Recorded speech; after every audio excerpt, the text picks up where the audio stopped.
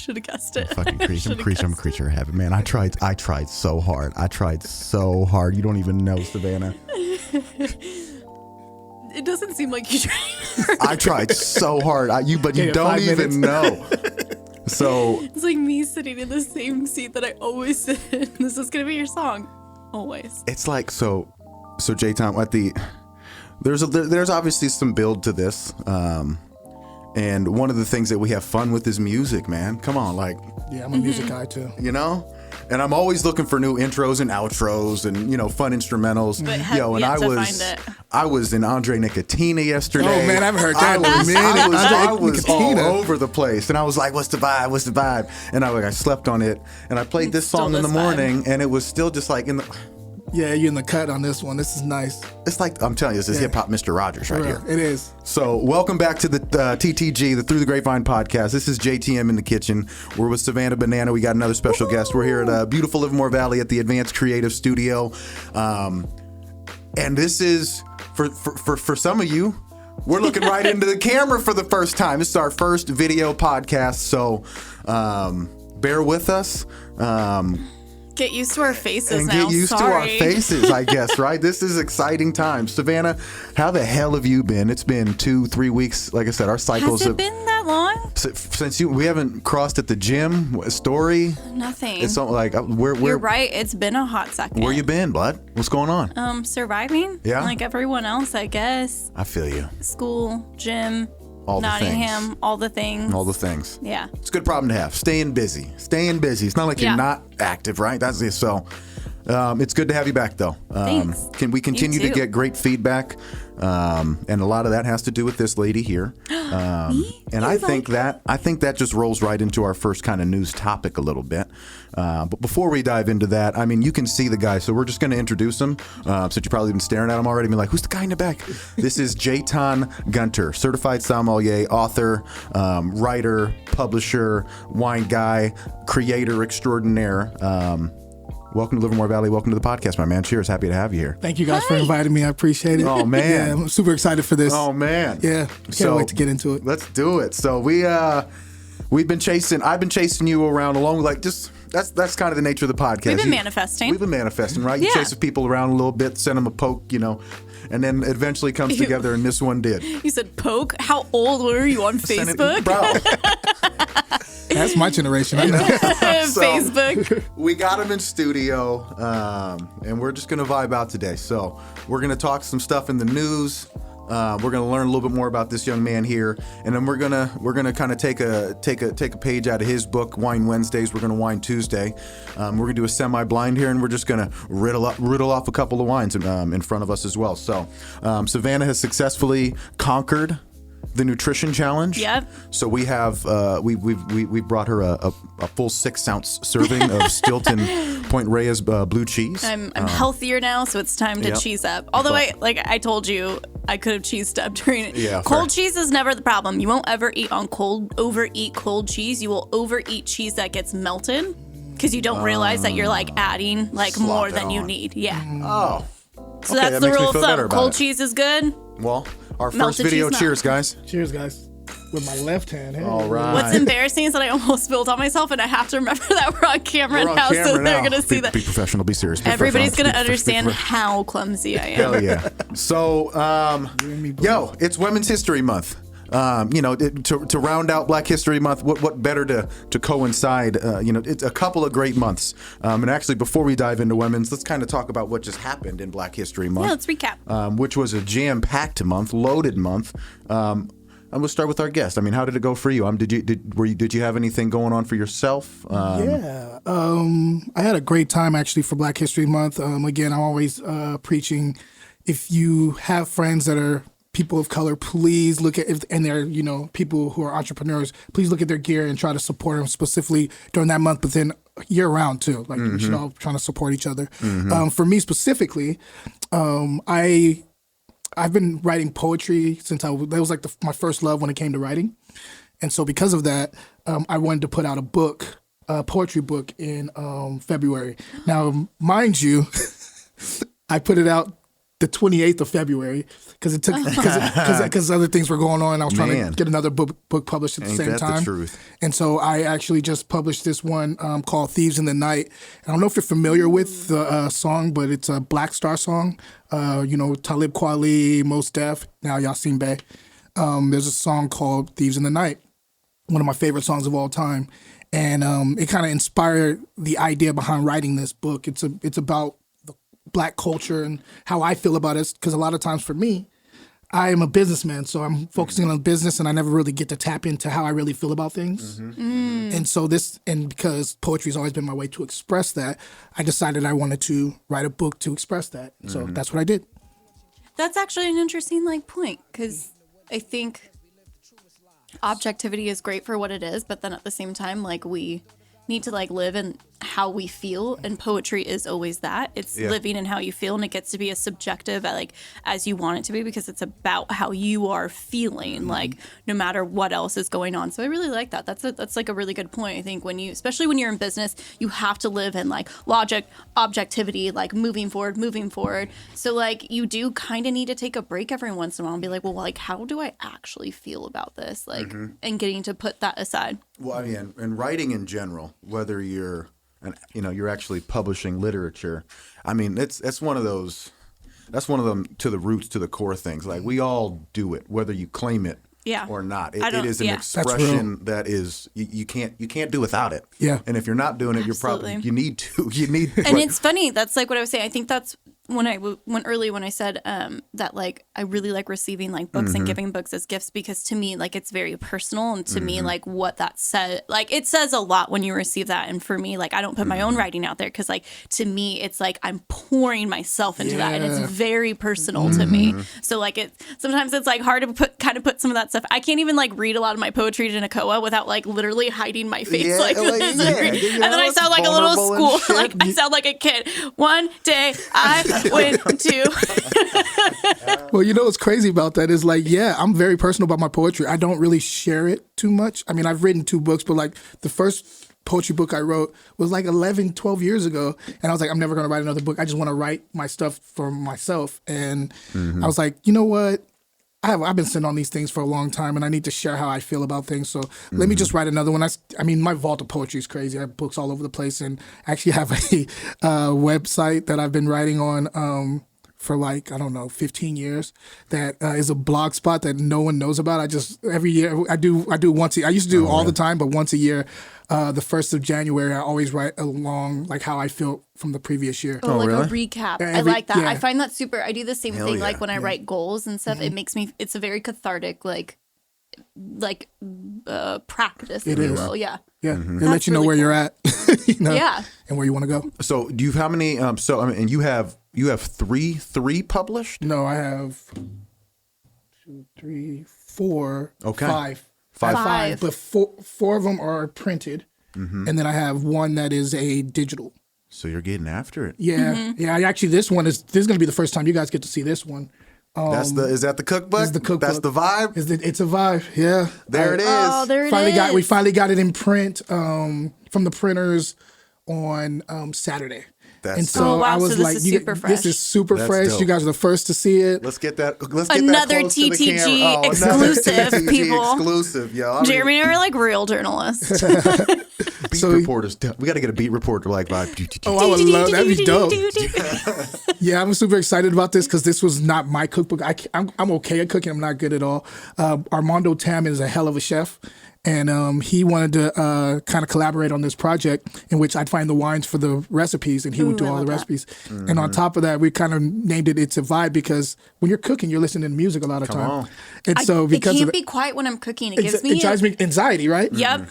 So we decided we wanted to have our own picks for a album for every recipe. So that's in there too. I love that. Yeah, so I'm super excited about this project. Oh, that's so genius. So it's printed. People can purchase that now? Will be as of Friday. I should have it available for purchase. Where is it going to be available at?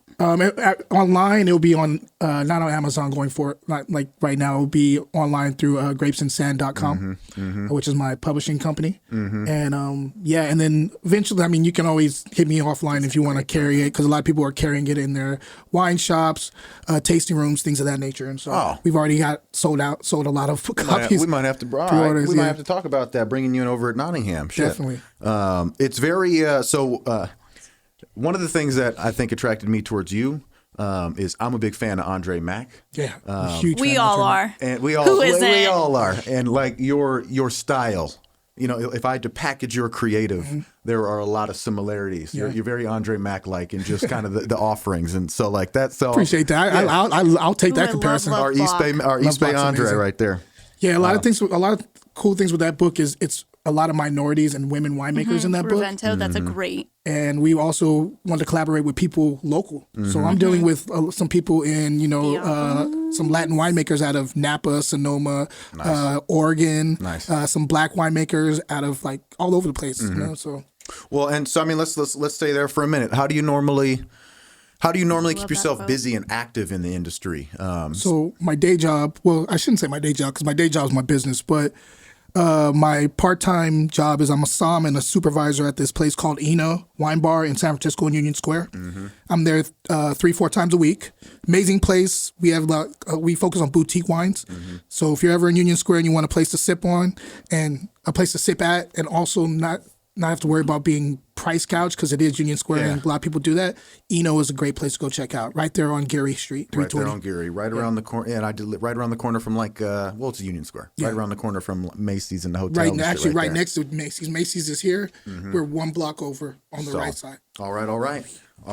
Go support the man. Go let him pour for you. How else do you stay connected? I mean, actually, let's get into it. You know, events like Black Finds, right? Those don't happen often. True that. But do you find yourself just kind of following those cookie crumb trails wherever they might be, putting yourself in the room with folks and whatnot? I am not good at that, to be honest with you. I wish I was a little bit more outgoing and a little bit more, try to get on these guys' radar. But I think because I've been doing it for a few years, we've all kind of connected eventually. Like, Fern over at Black Vine, she's amazing. And she's always been kind of a supporter and wanted me to be part of the whole Black Vines system. So she actually reached out to me for this past February and, sponsored my wine tastings. For February, that's really nice. Because I do Wine Wednesdays every Wednesday, and I for February I always dedicate it to Black winemakers and wine labels, and so she provided the wine for this year. That's awesome. Yeah, that's what I'm talking about. Yeah. So I mean, and it was we'd been talking about the Black Vines event leading up to it for some time. It's obviously passed. I was able to go with my wife. You had the time of your life. I saw J-Town. Oh man, it was my first one. It was great. And it was a whole lot of things for me, man. Yeah. I don't often, my wife and I were having moments in there. Like I'm black, but I'm the light skinned black dude. Now that you can see me, so my black truth is that I've felt it from both sides. Not black enough to be black, and everything in between. Yeah. And that's something like, these days I'm an adult. I'm confident in what I'm able to do and, and all that. But you can't help, like, scars are scars, right? Of course. So it felt... Childhood trauma sticks with you. Man. For real. If anything sticks with you, childhood trauma sticks with you. So, and it felt good to be in the room. Yeah. Most importantly, because that was I was the only one worried about that.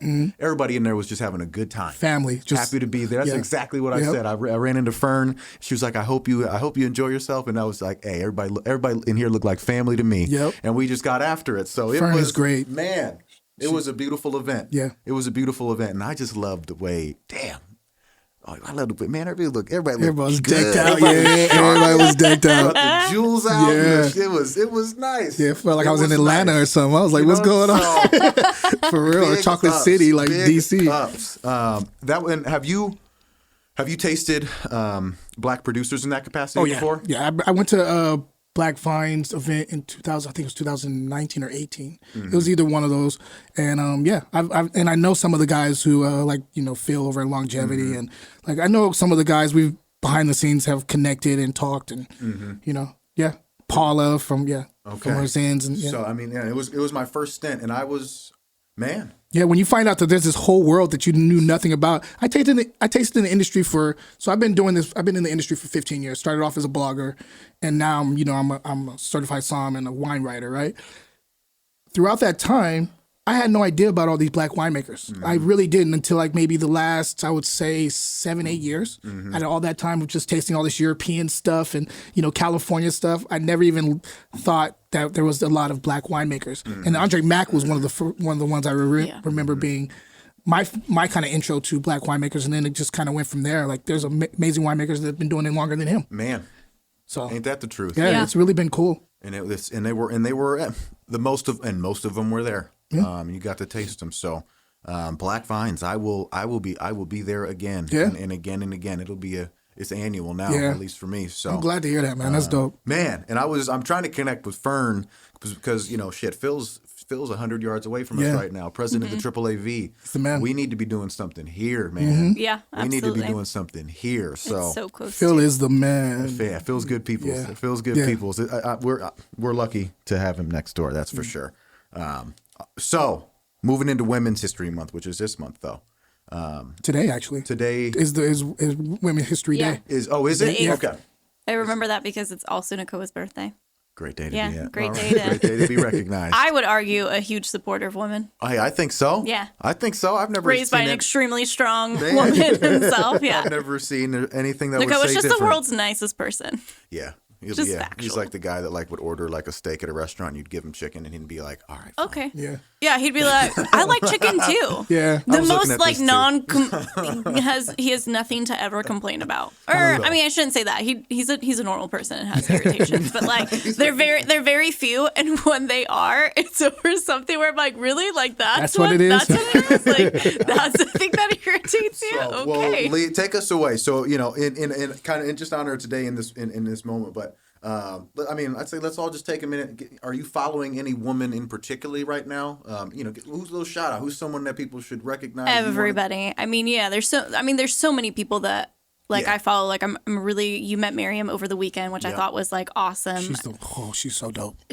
There's so many cool people I think that like should be followed. Shakira Jones, absolutely. Which like I've been saying that for like a few She's podcasts in now. The Glass with Som TV. She's Glass for with every some palate? honestly Glass for Glass every with every palate. palette, but she does a lot of things like as far as their video content, like with Som TV. She does a lot with Som TV. But I think like one thing that I really appreciate about Shakira is that, and this is something that if I can be a little bit of Jill Zamorsky and Shakira, I'd be like really happy.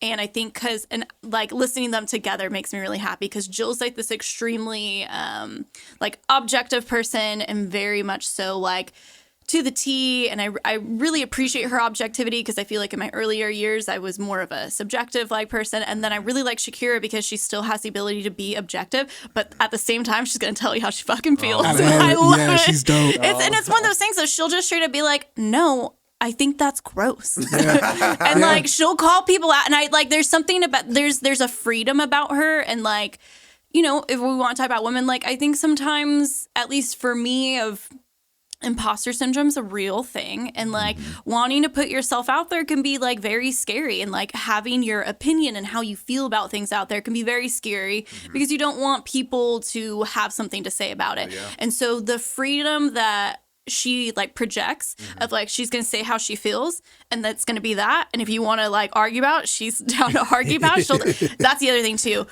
I mean, the woman plays chess. Like she is she is a good debater. Like she thinks about it. But there's something about that when I listen to her podcast and a lot of her content in general, it gives me a lot of freedom too, and it makes me feel better. You're having to turn my mic down again. I know I'm such a loud talker, but listening to her, it's that thing of when you see other people do something, it empowers you to be able to do it as well. So if there's anybody that I think you should really follow, it's her. Like I really love everything that she does, and I love how she puts herself out there because it gives me some empowerment too. How about over there? There's a bunch of them that I really kind of look up to. Theo over at Theopolis Wines, love her. Paula, she makes amazing Zinfandels. I would say Christy Tessier. I don't know if you guys have ever had Tessier before, but she is a rock star on the natural wine scene. We want to get into that. She's awesome. Tessier Wines, her Mourvèdre is like nuts. Like she's really, really good stuff. Also, Erica Kane's she's like family to me. She's like my wine sister. Okay. We came through the trenches together at Eno, and she's the person I still go to when we just want to discuss wine or anything having to do with food or just life. She's really like family to me. I mean, there's so many that I just really look up to that I have kind of paved the way. Of course, Fern. I mean, you can't forget Fern. Fern's on my list as well. She's that one. If I'm forgetting anybody that loves me and we talk all the time, I'm we're on the sorry. spot. We're on the spot. That's right? the thing, though, too. It's a long list, which I It's think a long list, yeah. that's the great thing is that it is a long list. And I mean, you named a couple that I, Miriam Ahmad is someone that I've been following a little more closely recently, especially with that now that I've into sparklers and shit, right? Fern is someone who's like, let's do that. Like, let's do that event. I'm a big events guy. Let's throw stuff. Let's celebrate. You are an event guy. So Fern is like, yeah, we're gonna do something. Oh, winemakers that I do want to call out that I'm a big fan of. Kathy Corson. She paves. Oh my goodness, she yes. paves the way. Right. I'm such a fan. I've met her in super down to earth, really cool. She doesn't know how cool she is. Kathy Corson and Carol Meredith, another person who is objective and also I'm gonna say what I'm gonna say and I'm gonna say it how I want to say it. That's the other thing too is sometimes we it's the same thing of up speaking or I watch the way I say things because I don't want it to come off. Oh, here I'm using the word bitch. I don't want to come off as a bitch. And sometimes it's the way that I talk and I don't want it to be oh, I don't want this person to think that. And so I filter the things I'm going to say, or sometimes I filter the way that I'm going to say it. And I mean, it's great. That's there's a time and place for that. But when you have that constant filter on, it's constricting and sometimes it holds you back from things. So I really appreciate when I see people saying things and you're no, if a man said that, nobody would think twice about it. And we shouldn't think twice about the way that we say things. Which is why Tahira is on my list right here. I was just about to say that. She's a good one. She's that one. She is fierce. I met Miriam and Tahira at the Black Vines, and I had my I was a fanboy for a second. I ran into him because I didn't surprise in the pictures you could see. Oh the man, you look excited. And I was like, wow, so you looks awesome. Wow. Yeah, and Tahira was like rock stars. Bruh. And I was like, look, you're a big name in this room. You don't know you don't know how who much I am. Yeah. But I know you. I was like, can I take a picture? Yeah. Let's just get this over with because I'm gonna keep asking you. And they obliged. So thank you very much. And honestly, I'm enjoying as an educator, Madeline P. Madeline I was just about to put her too. You in my head right now. Man, it has been a joy watching her enjoy her new home in California. California. Just hitting up everything, right? Meeting the people. So we're going to have, I'm telling you, we're going to have you her one day, Matt. Oh, the man, fact can that, I just sit in on that one? Man. Yeah. I just want I to think sit in on that one. everybody, when I say prayers at night, thank you, Lord and Savior, Madeline. So, she reminds me of She revolutionized, honestly, the way that we educate ourselves in this industry, 100%. she's like wine Avril Lavigne to me. Yeah. I get it. Wait. But you got to break it down though. You got look at she's because Madeline she's got that punk rockish kind of vibe to her. She skateboards. Yeah. She's more than a little quirky. She's quirky, but she's good though. You ain't gonna How not can wrong. I not unsee this now? But she's my wine Avril, bro. And I had and then Avril, I liked Avril Lavigne back in the day. I didn't tell my skater boy. see you later, boy. Damn. Come on. And Madeline comes onto the scene and I'm just like, oh yes, she's back. So I was reading a really interesting the conspiracy theories around Avril Lavigne. Have you guys ever? No, I have not. Please break this down. Break it down in the news. It's this is a thing. This is a thing. You guys are going to have to Google this later about, this is so off subject. You're going to have to Google this later about Avril Lavigne. But there's people who think that Avril Lavigne is actually dead. And they hired a body double that they used to hire back when fame was too hard for Avril. And that's the actual, so real Avril Lavigne's dead. This body double is now portraying her in real life. And people pulled up pictures of her nose looks different here. And it's one of those things where you're why am I watching this? Yeah. Anyways, people people will die on that hill. Look, you got to stop going to those Flat Earth Society meetings. I found it on TikTok, and it's this guy where he breaks down it's like creepy mysteries or something, and like somehow popped up. And I think it popped up because I think the algorithm saw that there's this other history guy who breaks down these things, and some of his stories he'll go into hypothesis of like what he thinks happened. So I think that's how I got this conspiracy theory guy. I'd be curious to see but what he that was thinks the one about, that popped up, and I was just like, we're not following this page. We can't I'd do be this. curious to see what he has to say about Elvis, Tupac, Biggie, Bob. Those are on there. Those are on there. Of course I they are. went to the page and I looked. Those are on there. There's some about Disneyland's. Oh, no. Like, guys. Stay out of the Don't. in the rabbit hole. In the rabbit hole. I've Don't been down do that it. road, that hole too. I know exactly what you're talking about. Oh man. Yeah, conspiracy theories. Oh Yeah. man. All right. So Savannah, please break the ice. Dig into some cheese real quick so we can You start passing. really want me to eat cheese? I'm- Why do I feel like it's somehow a prank? You really want me to eat when you were gonna. It's a block of toothpaste.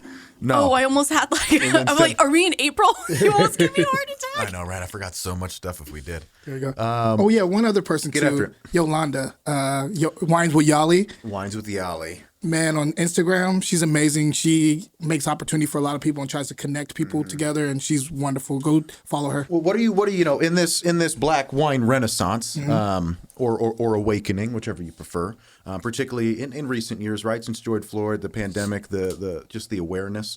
What are a couple of things that you really enjoy about what we call the color of wine, or what color is bringing? Get after it. What color is bringing to wine? I think there is, like people come from different places, right? And Black people are not a monolith. And I think, there's been ideas about what kind of alcohol that we like as a group, as opposed to like what we may actually like. I mean, let's be honest. When I grew up, I hate when I hear that, when like certain groups people just automatically say they like this or they like that. They like Hennessy and whatever it is, whatever the thing is. They like it sweet. They like it. They like exactly, and I'm like, we are not a monolith, first of all. So this Black Renaissance is proving that we like different types of stuff.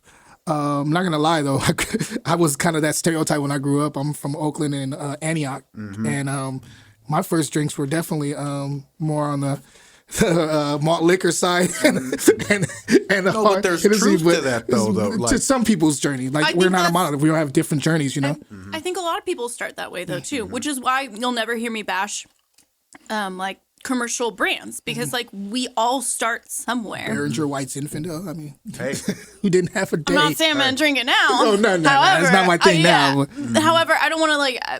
And I don't judge anybody. Yeah. Yeah. But it's funny. I like to think of like where you are in a wine journey, similar to like how you are in like high school. You're freshman, you're sophomore. I feel like when you're like a sophomore, you get like this weird cockiness and you start like judging other people. Yeah. And then you kind of become a junior and a senior and you're like, I know nothing. And so you're kind of like, I'm going to stop doing that. But it's one of those things of being in distribution. For sure, like there are analytics that support things, but I hate that when people rely on those and create stereotypes of them of like, okay, sure, like are Armagnac and like Cognac, like drinkers typically of these demographics.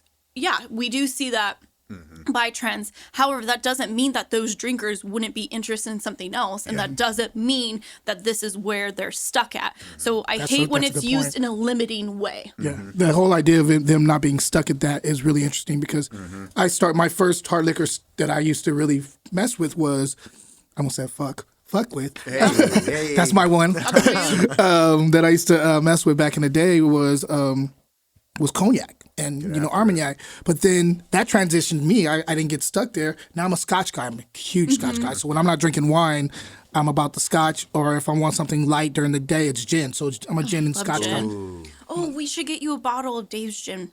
Yeah.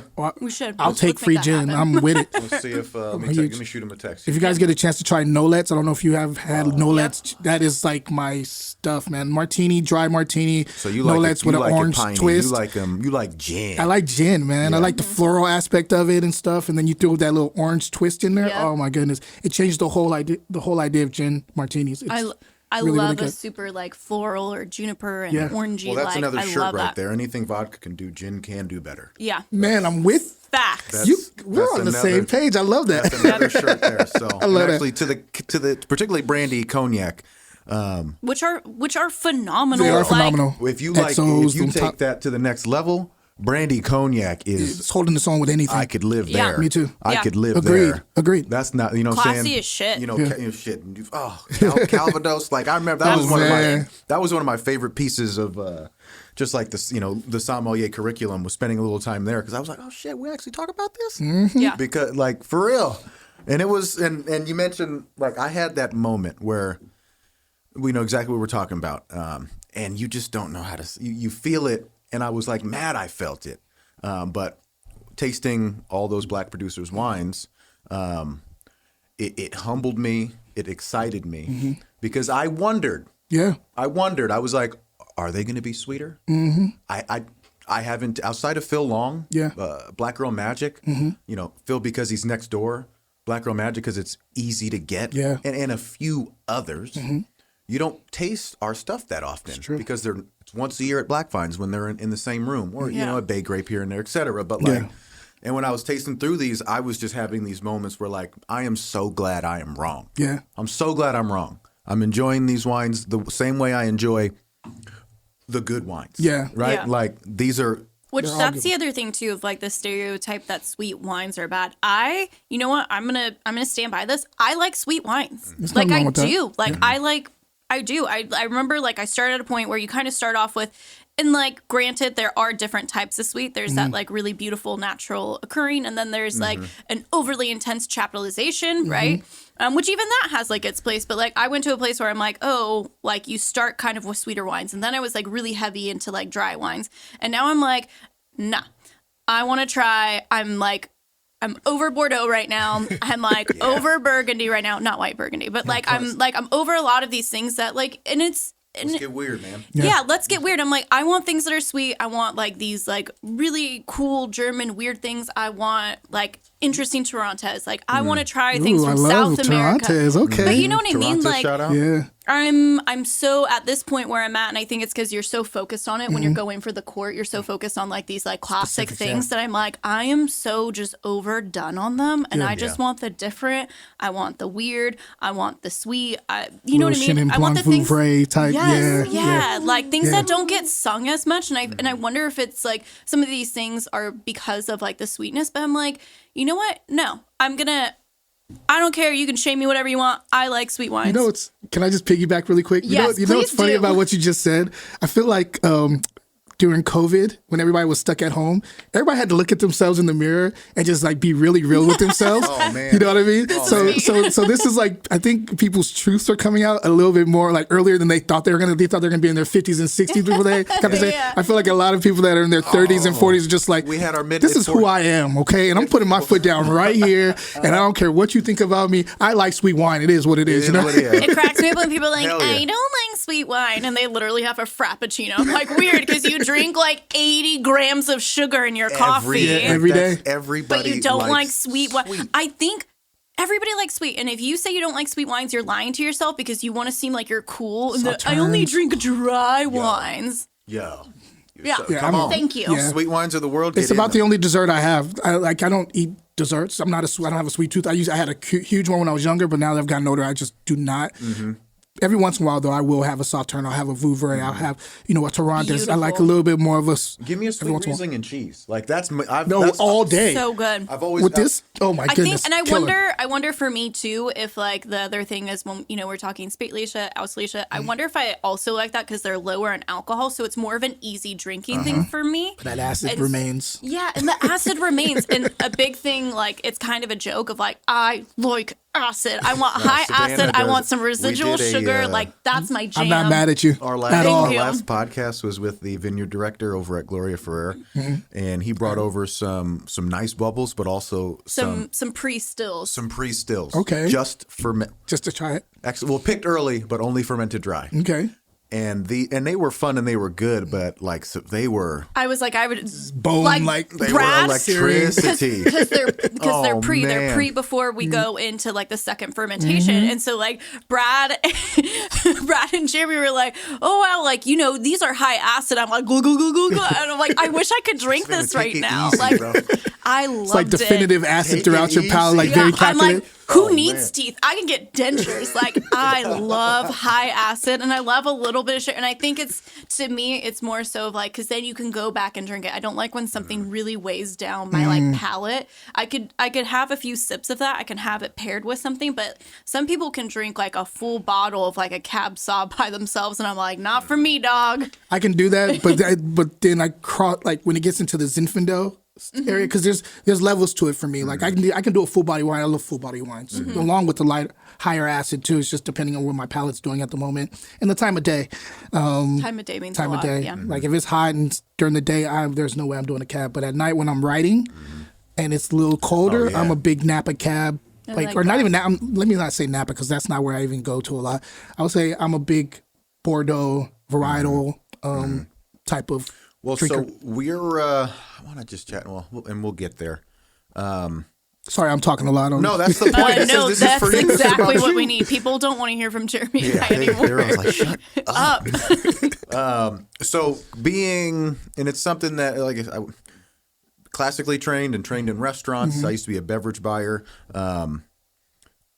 So for me, like at the end of the day, I just want a wine that's good and that is balanced. Yeah. That's what's most important. But in the same vein, if I'm drinking Cab Franc like last night, or if I'm drinking Sauvignon Blanc, or if I'm whatever it might be, I am a big stickler on just varietal awareness. And which kind of leads me into last night's tasting. So Yeah. Stephen Kent and his assistant winemaker Beth Ref Snyder have been bringing back tastings here in the Valley, which are long overdue. And they're big. I like Stephen Kent a lot too. He's making good stuff. He's always making. He's always making good stuff. Consistent. And Cab Franc is a varietal that's getting a lot of conversation right now here in this region. Livermore is a region that unfortunately has not tied with consistency itself to a varietal. Yeah. Like many other regions, whether that's what's necessary or not, the market says it is.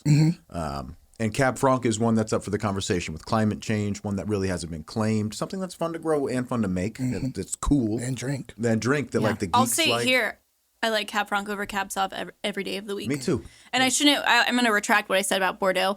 I guess I could just say like, when you have so much Cab Sauv, you're kind of like, okay, I've had a bunch of it. I just want to do something different because I'm still really big, like right bank Bordeaux Yeah, fan. well, it's like when you get tired of eating salmon because you always can find salmon at the seafood. Like, where's the Yeah. snapper? Where's the tuna?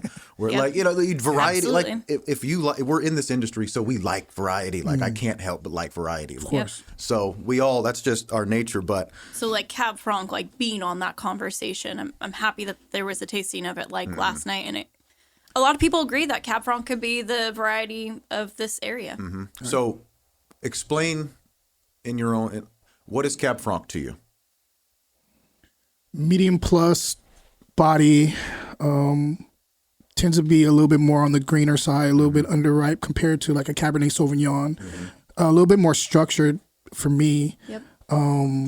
And herbal. That's what Cab Franc is to me, and I love it. And I like even when they're dense, like dark, dense Cab Francs too. I love those ones too. Just they do. You can do it any way you want, like wherever the land allows for you to do it. I like it in both ways. I like the light on its feet, ballerina dancing on my palate type of style Yep. with a little bit higher acid, and I like the deeper, richer style too when it's done right and it's balanced. My thing is always balance. It's structure, it's control, but it's beautiful. Yeah. Like to Elegant. me, I agree with everything you just said. Like you nailed. Like it has that herbal. It still has some fruit. Like to me, I've yet to have a really unbalanced Cab Franc, and I like to think of it as Cab Sauv's more mature sibling. Sophisticated. Gotcha. Yeah, Sophisticated like sibling, yeah, that's his how I big like to think of sister. it. Which is funny because it's genetically Cab Sauv's parents Yeah. and Sauvignon Blanc, Blanc. But I mean, like to me, So within that threshold, what takes? I was listening to your podcast with the Swirl Suite. Restaurant pet peeves or what irks you in a restaurant or whatever it might be. But like when you're at that restaurant and you're ordering, something by a Cab Franc by the glass that you maybe haven't tried before and you get it. What if this is Cab Franc threshold? What are qualities about Cab Franc that that experience that like take it away from you that are like, damn, like this might be a nice wine, but damn, this is not Cab Franc. overly I jammy. don't think I've had. Yeah, Like I maybe would if it's see overly, that as- if it's coming out as candied fruit as opposed to like, I don't have a thing with any kind of varietal having this kind of like candied quality. candied, like kind of fake style fruit. Like Confectionery. Exactly. That, like, Yeah. fruity Sup- shit. Yeah. I think maybe that's the thing with sweetness, and like maybe this is why I'm like a really big fan of like German Rieslings or some of those things, is because like that sweetness is almost like, you know, when you get like a beautifully ripe fruit and you bite into it and you're like that sweet yeah. level, that sugar, like there's nothing. feels Nothing. real. It feels so good, real. and Yeah. everything about it, like it explodes your brain. Whereas sometimes when you have like, and it's funny because I'm actually not like a gummy candy kind of person, and I wonder if it's because of this thing. When you have that, it's not quite. It tastes artificial. Yeah, and it's not the same. There's something that you're not getting from it. So like I completely agree when you're drinking a wine and you're getting more of that feeling where you're like, and we're not saying necessarily that means that there's artificial sugar. There may or may not be, but like when it comes off that way, which that can be a winemaking technique, or even just like Or a strain of yeast. Or Yeah. whatever a strain of just yeast, might or bring even out. just like, you know, maybe it was picked a little bit later, whatever it may be. Like when you have that, it's just kind of like a turn off. You're like, I want to see. I want to see like what the vineyard was doing with Yeah. this, And right? and I guess Agreed. to what I'm asking, there was a wine in particular last night, which of the 20 wines, it was top 5 best wines for sure. Okay. Of 20 wines, it was one of my least favorite Cab Francs. It was Oh, okay. it was Titus, his 2019, you know, that Pritchard Hill, that, you know, that Napa Valley, I know which one you're Cabernet talking about. Franc. Beautiful wine, not a single flaw. It felt amazing. It tasted great. Reminded me nothing of Cab Franc. Interesting. So then then the question gets reversed on you. What about Cab Franc makes it Cab Franc to you? I mean, and the same things that we're saying here, whether it's New World or Old World, I like the pyrazine within control. Yeah. I like the Absolutely. vigor of the wine, the vibrancy of the wine. You know, I could Was it smell. a blend at all, or was it 100% Cab Franc? I think there was played Cab blended- Sauv yeah, in he there, played- he but blended a enough little to bit. put Cab Franc on Well, the label. yeah, because 75, you only have to do 75 of Yeah. it. So You know. like, I mean, like the rest makes a huge It difference. makes a difference, Agreed. right? So Agreed. a lot of new wood. Cab Franc to me is like the Bordeaux Pinot Noir. Like it's like, Yeah. take it easy. Yeah. Yeah. Take it easy. I hear you on that. So like I do like respect the grape a little bit, like Petite Syrah, Cab Sauv, beat it up a little bit. Yeah. It can take it. Yeah. It wants to take it. Yeah. Yeah. But like, you know, within the thresholds, I could dig a lean, zesty, whatever, Finger Lakes Cab Franc every once in a while. That's just like, you know, high tuned and whatever. But like on the other end, big rich, and when like you overdo it is where I'm like, all right, bruh. Yeah. You can take it easy. And man. it's, Amazing and wine, it's an but- interesting point. I'll take it easy. So, and you're paying like, you know, French oak costs money too. So now I'm mad I spent Sure. $60 on I it. think that's like an interesting point. And so, you know, kind of Definitely. a question that I come to of like, okay, so are they trying to, you know, was this the pick that they have? And they're like, okay, but maybe maybe consumers aren't interested in like Cab Franc and style. So they're like, but we have this Cab Franc and we need to do something with it. So let's try and make it taste like Cab Sauv because it will sell them. It tasted like Napa. It tasted like Napa. That's Mm-hmm. for sure. That was and I wasn't the only one who said that. Yeah, I was like, I this find that tastes a like lot Napa. of like sometimes like I have things I'm like no, it's not that I don't like it. Like I do like this. I think it's good. It's just not what I was looking for when I went and purchased this Mm-hmm. specific thing. Like I go to this region specifically because I'm looking for this quality in it. So like sometimes when you have that, it can be a little bit disappointing. It doesn't mean I'm not going to say where I went wine tasting. I went wine tasting with some girlfriends on Sunday, and it was a situation of I was just like technically. There was one wine that was flawed, but I was just like, the other wines aren't flawed. And I was explaining this to Dave yesterday. The other wines, there wasn't a flaw to them. Like it wasn't that there was anything wrong with them. Like they were fine. They weren't what I was looking for in that varietal or in that style. Like they were fine. They tasted fine. It just wasn't what I was looking for. And it doesn't mean necessarily that it was a bad wine. We're a couple places. I mean, we got viewers now and listeners. Where are a couple places that people should be looking for Cab Franc from? I mean, of course, like Loire Valley. Yep. I mean, that's kind of the the benchmark, I would say, for Cab Franc. Of course, Bordeaux, normally used as mostly a blending grape, but sometimes, you know, can be the head of the class with blending. So there's not really a lot of places that are, there's not really a lot of places specific to Cab Franc in the world. Like, They always take a back seat to other varietals. I think you're right because as soon as I asked it, I was like, shit. I mean, yeah, because what can we say? We could say Loire single varietal. Italy has some too. But but again, like you're saying, taking more of a back seat. Yeah. So then, like, where can we say where there's really? I guess that comes to mind for all of us. The only place that it really like takes its own is in Loire, and then everywhere else it's playing a secondary role. It's true for the most part. I mean, and like I said, you mentioned regions like Finger Lakes, but they're largely making Inniskillen ice wines with it. I think definitely. Obviously, I think Napa Cab Franc gets lost into that exact conversation. It's always the second lead singer in the boy band. I think Sonoma has tremendous regional potential for Cab Franc. I agree because it's huge. I mean, fucking Oregon too. Actually, yeah, right. There's this one. I don't know if you guys had. It's called Loregon. It's this guy. I love that. That's clever. Yeah, they spaced it. I don't know about the winemakers a little. Anyway, not gonna get into that. But I love winemakers because they're like that. They're kind of ornery and like this is how it is, and you know what I mean. They got attitudes and stuff. Those are my people. They're chefs are the same way. But it's called Loregon. It's actually really really good. You're talking about balanced and trying to understand the sunshine in the United States or in Oregon as opposed to like the Loire Valley. But then also having that structure that you would get out of a Loire Valley or Loire place. The structure out of the fruit there, you're getting that in this wine. It's really, really good. Okay. Yeah. So for both of you, what's your and I'm sure this might change. What's your least favorite varietal right now? I guess I already called it Cab Sauv, and that's not fair. Like I don't want to say it's my least favorite varietal. It's just not what I want to drink right now. What is your least purchased varietal? Grenache, probably. Yeah. Yeah, I love Grenache. I love all. Grenache. It's between Grenache and Zinfandel, and I love both of them. It's just.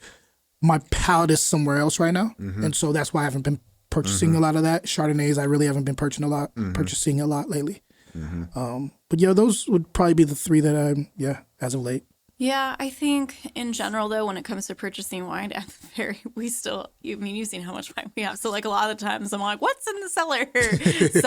We don't actually have a cellar. We just have a lot. You have 12 cases already. We have like a lot of wine there. So a lot of times we're picking out. It's never enough. When I go to purchase, again, like where I'm at right now in my life, because I went hard for my test. So like I had a lot of the classics. So like right now, I guess I'm kind of staying away from those and I'm trying more of the newer, funkier things. So I would say probably like least, and this is a hard thing too when we talk about least purchase, because we have to think about like what's available, right? And so like sometimes you could be like, I'd love to have a Zin, but like there's one available that I can choose from, and you're like, and I've had it before, so like where do you go from there? And availability plays a huge role into like finding things that you want, because a lot of times I'm like, I'd love to try, like I really want to get into more like Vinsantos. Where can you find a Vinsanto? Total Wine, they have like literally one. Yep. And like same thing of like, I'd really love to get into like all different types of sherries. Where am I going to do that? Like I want to get into all these types of Amaros. Where am I? Like it goes back to like it's kind of hard. So take a look and find me when I open my wine shop one day with all these other weird funky things. Will I make any money? Probably not, but will you be able to get some funky stuff? Absolutely. But I guess that's like the hard thing when we talk about varietals of like what's available. There's a lot I'd like to try, but doesn't mean I can find it everywhere. That's fair enough. We're chugging right along. You enjoying yourself so far? I'm very much enjoying it. I love being around wine people. I think you guys are the salt of the earth. Man, let's get after it. That's like the nicest compliment. No, I do. I'm a wine person, so it's like when I'm around my people and we're talking, it's like it's just fun. Like I really think that when you're really a wine person, there's a difference. There's some people that are just here to sell wine. And there's some people that really love wine. And when I'm around people who really love wine, it just makes me happy. It really does. Puts me in a good place. It makes me want to go and write after I'm done talking. Hey. Put me in my creative space. All right. Which, I mean, while we're on the topic of writing, what kind of... Let's talk about your writing more, because I feel like we just like kind of scratched the surface on it. And I feel like it's something that I know like I'm personally interested in it. I think a lot of people are interested in it. How did you get started, and how do you recommend other people get started? Anybody can write. Okay. It's just like painting, even though I feel like I can't draw or paint for shit, but, that's too. Yeah, I can't, but all my artist friends, I have a lot of friends who are artists, like really like great painters, digital art, whether it's digital or, regular canvas. Yeah. And they all say you can paint, you can draw. Everybody can do it. And I feel the same way about writing. Anybody can do it because you're really just leveling your feelings on paper. You're really just trying to understand. It's like therapy. Like if you can't afford a therapist and no one wants to hear what you have to say, or you feel like no one wants to hear what you have to say about something, write it down, and then read it back to yourself and be like, oh, this is why I was feeling this way. So I feel like that's the way to get started too. Like anybody can do it. And that's the way to get started. Now, if you want to be technical and you want to be a technical writer and like, actually, make money at it, that's a totally different beast. But I think anybody can write. And I think everybody should be writing, being honest. And that's how I started. When I was growing up, if you ever talk to my family, they'll tell you this. I smell a lot now. And I'm like, as an adult, I've found my way. I've just always been in a really good space. I'm very healthy with that. And I am very much into my understanding where I'm at when I'm around people, and so because of that, that comes from the writing previously. When I was younger, I was not good at articulating my feelings. I had an anger problem because it was me and my little brother before my youngest brother was born, and so we were in some rough, sticky situations growing up, and so I used it as a survival, like the anger and stuff as a survival thing, and but I also couldn't articulate that. So my auntie Karen, who's also a writer, she suggested me to start writing. So right around like 8 or 9, I was writing my feelings out and trying to understand, and I always kept it really close to the vest, never told anybody. And then I get into college and I meet another writer named Diorn Moss. He's written 4 novels now. And he lives in LA with his wife, and they have a writing team. They do pilots and stuff for TV shows and stuff. Oh, wow. And I meet him in college. And that was my brother from another mother. Like straight up, we just started writing every day, throwing things at each other like, yo, this is tacky, or this is amazing, or where's your structure here, bro? Like, what are you doing? Like, so he kept me grounded, and I kept him grounded. And I just fell in love even more so with the written word. Like I felt like I found a tribe with him and then some other writers, some other artists, that we kind of became a collective in college. We had all these people, B-boys, DJs, dancers, other dancers, graphic artists, like painters, all types of art. We were kind of like a collective, and to this day, most of us are still in it, and we still support each other, and we still make sure everybody's doing okay. But I like nothing better. I'm an introvert. Like I can talk with people and stuff, but my core self is introvert. So writing is perfect for me. When everybody else was going through whatever they're going through COVID, I was like, wait, you mean I don't have to go to work and I can just sit here and write every day like I've been wanting to do for all my life? I took it and ran. I was writing like crazy and working on projects like crazy throughout the whole COVID time. And now you're seeing the fruits of some of those labor. I have a novel hopefully by the middle or end of the year I want to drop, but that's going to be my first one. Get after it. Yeah. Get after it. So that's what I love writing. Writing is my first love and my main love. Always has been. And when you started publishing, so tell us how you got started with your publishing. Okay, so when this is the thing. I've written 3 manuscripts. So 3 novels, right? From the age of 20 years old all the way up to just this 2 years ago. And the first novel I tried to get out, it's very hard to get on anybody's radar. You basically have to send a query letter to get representation to even pitch it to like a publishing company. And these agents reject 95 to 99% of whatever they're receiving in a query letter without even reading your manuscript, just a query letter, just to sell it to them, for them to pitch it.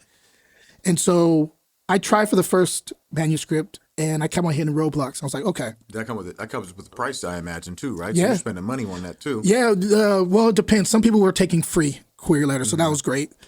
Other people would be like $50 just to kind of submit a query letter. So, yeah, it would cost a little bit. This is years ago, though. I don't know what the price is now. It may be crazy now, but this is probably about 20 years ago. Oh, okay. Yeah, I'm 41, so this is like at the beginning of my writing. I finished the novel when I was 21, my first manuscript. So I got no headway there, and then I said, okay, so what am I really writing for? Like, am I writing to get published by somebody else, or am I writing because I want to write? I was like, I just want to write. So I started on my next novel, my manuscript, finished that in about 3 years. and didn't even think I didn't pitch it at all. I was like, I'm just gonna, write, finish that project, and then I went into my third one. And after the third one was done, I had this idea to write a book about wine. And so that's what Fruit and Glass is. It's a book about wine. My idea was to kind of make wine accessible for everybody. I got tired of like the pretentious aspect of, the community. Like I got tired of being in tasting rooms and hearing people talk down to people about wine when it shouldn't be that serious. Like people ask you a question, you should be able to answer it. And if you can't answer it, don't make them feel stupid for asking the question. Figure it out the answer and give them the answer, And so that's why I wrote the book. I wanted to make wine more accessible for everybody else. And upon writing the book, I was like, I'm not going to get it published to anybody else. I'm just going to set up my own publishing company. I've always been a businessman on the side. So it's like, I'm going to start my publishing company. So that was the idea behind that book. Didn't plan on publishing anything else under that, under Grapes and Sand. But what ended up happening was, I was sitting there with one of my friends. He's another writer. He writes business technical books. And we were sitting there. Shout out to my boy Nick. He's the man.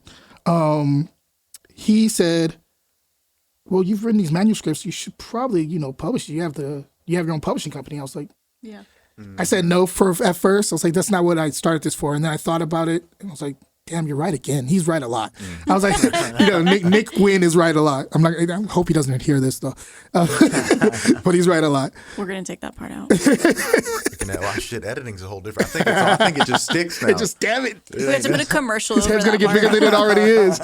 But no, so I decided I was gonna publish my second manuscript under it, and so that is the reason why I started that process, and I was like, well, I'm doing that.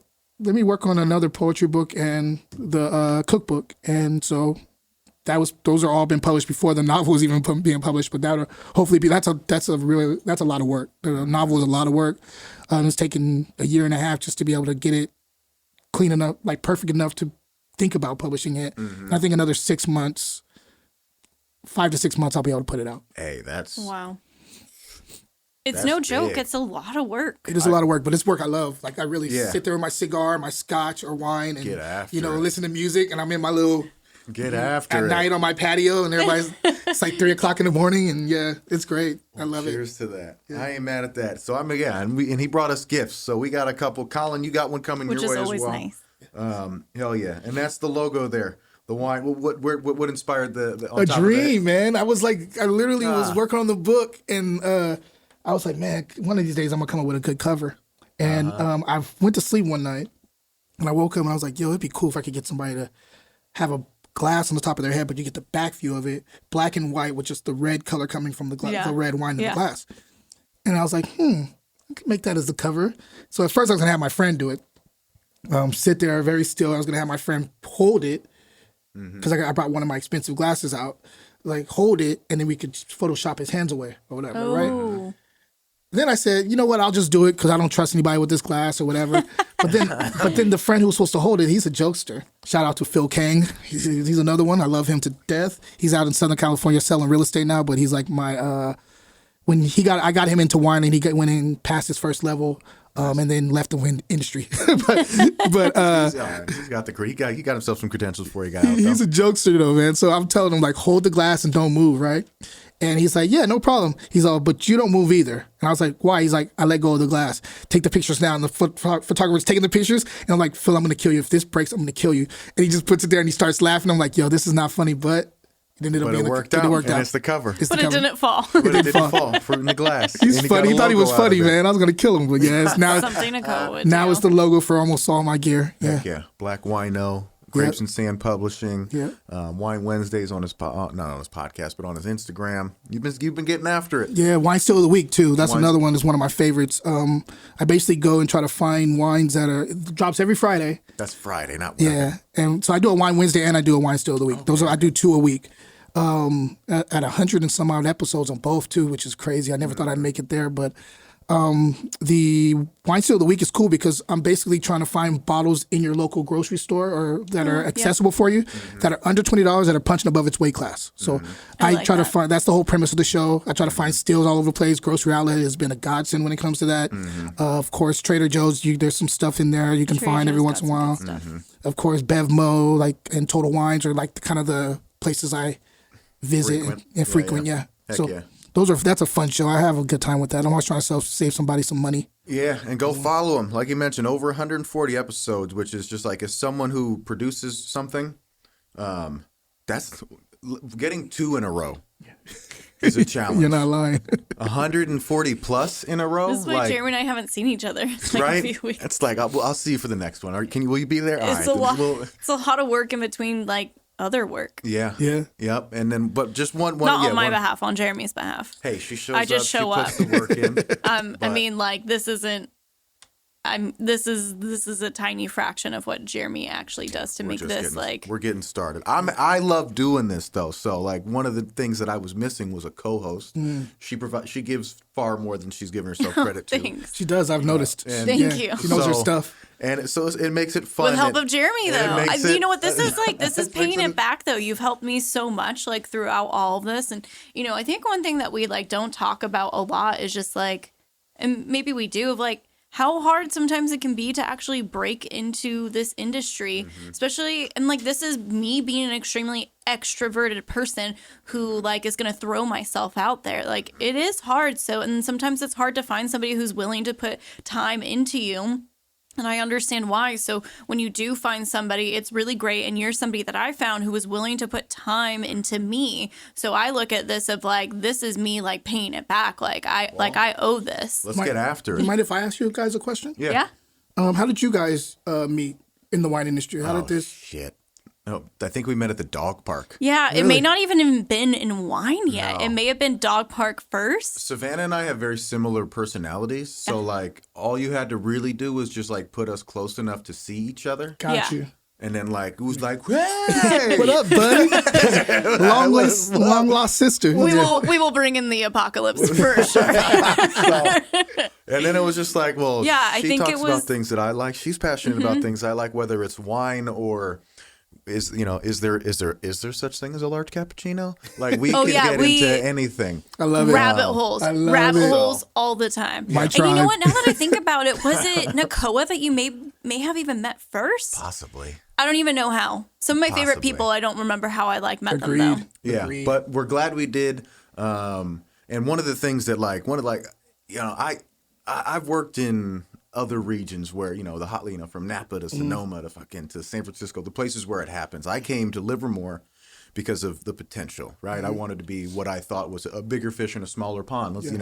And I'm glad I made that decision. But what I miss, and still some days it was just was the people, right? And we don't stop trying to pull people in. Come fuck with us, come to the podcast, come taste wine. And when you find something, like when you find one, it's like, where are you going? No, you stay here. And you stick together. What do you mean you're moving? I got homies. Let me text my boy real quick. He's a realtor. And I'll find you a place. You need to stay. I mean, like, that's real. the other thing, though, too, of, like, I think a lot of, this was one thing when I went and took my certified, there was some actually, like, really, actually all the girls that I took it with, fucking coolest people. Yeah. Like, I'm down for them all day, every day. They were hella cool. Some of, like, the other guys, like, there were some guys that were cool, but, like, there's, like, I don't know if this is a guy thing. I don't know. There's just, like, so much, like, posturing, and they're like, I work at the Little Nell, or, like, I work at and you're like, all right, cool. And so one thing that's interesting is when you're in a region that is like more up and coming, and it's not like Napa and Sonoma, those people, that's what they do full time, because there's a lot of opportunity and structure to provide a livable wage to do that, like full time, and like to get more like wiggle room and to be just a som, not just like manager, server, som back at like doing like they get to be just that one thing. So when you're in a region like this, like that's the other thing is when people I feel like sometimes there's this thing that you get looked down upon if it's not like full time, or if you have like other little side gigs to like help make ends meet to get to where you're trying to go. Like, but that's the reality for like a lot of us, and especially in this industry, in this area, is that like the people who do this, it's because like we're super passionate about it, and we have to do side hustles to make sure that we can still do this and still try to get to where we want to be. So we're chippy. And there's definitely, I love it. But yeah, I mean, Savannah summed it up well. You got to do a lot, but you find a good group that can help support it. Yeah. Who can help me make this podcast possible, so that like I wanted a podcast so that we could help push for regional maturity and galvanize a communal voice, which this region does not have and hasn't had for a long time. Yeah. What I found is that I love the production of this. Yeah. I didn't think like, and It's I don't, showbiz, yeah, baby. and like talk about imposter syndrome. I'm no producer, like I ain't draying it up, and like these guys do a whole lot for me. But like you just learn things about yourself, and like I enjoy this actually a lot. Yeah. Yeah. And so and that's exactly why I wanted to keep And you don't doing know this. until you do too. And you just don't- so- And there's times where like I've done things where I'm like, no, I think I'm gonna really like this, and then I'm like, oh no, like I didn't like that as much, and what I realized is I enjoy this side of it like a little bit more than I had originally realized. You can't figure that out unless you try. So it's Yeah. scary, but if you're ever looking to get your hands dirty in a lot of things quickly, fail hard and fail fast, like, hey, come to Livermore Valley because you're going to touch a lot of things. And I Yeah. mean that like as a compliment. Yeah. Like, Yeah. come to Livermore Valley, touch it all real quick. Yeah. Be good at stuff, suck at stuff, figure out what you want, and move on. And hopefully you stay here and build your business here.